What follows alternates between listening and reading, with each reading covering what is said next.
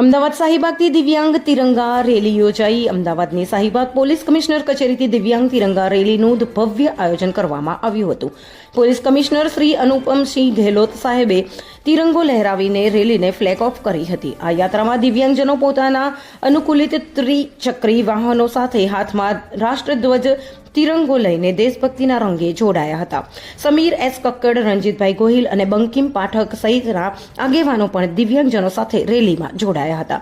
સૌએ સાથે મળીને તિરંગા રેલીની ભવ્ય ઉજવણી કરી હતી। રેલી દરમિયાન દેશભક્તિના નારા અને તિરંગા સાથે ઉત્સાહપૂર્વક માહોલ જોવા મળ્યો હતો। સમગ્ર રેલી દરમિયાન પોલીસ અધિકારીઓ અને પોલીસ કર્મચારીઓ દ્વારા સુરક્ષા અને વ્યવસ્થા જાળવવા માટે ખૂબ સારી કામગીરી કરવામાં આવી હતી। પોલીસના સહયોગથી રેલી શાંતિપૂર્ણ અને વ્યવસ્થિત રીતે સંપન્ન થઈ હતી।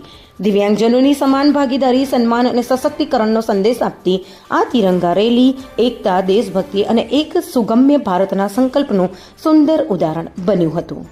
નમસ્કાર, હું Sameer Kakkad, Rotary Club of Divyang અને અખિલ હિન્દુસ્તાની વિકલાંગ સંગઠનથી આજે રાષ્ટ્રનો આઝાદીનો જે પર્વ છે એ પર્વમાં અમે પોલીસ સ્ટેડિયમમાં પોલીસ કમિશનર સાહેબની સહયોગથી અમે એક તિરંગા રેલી નીકાળી રહ્યા છીએ।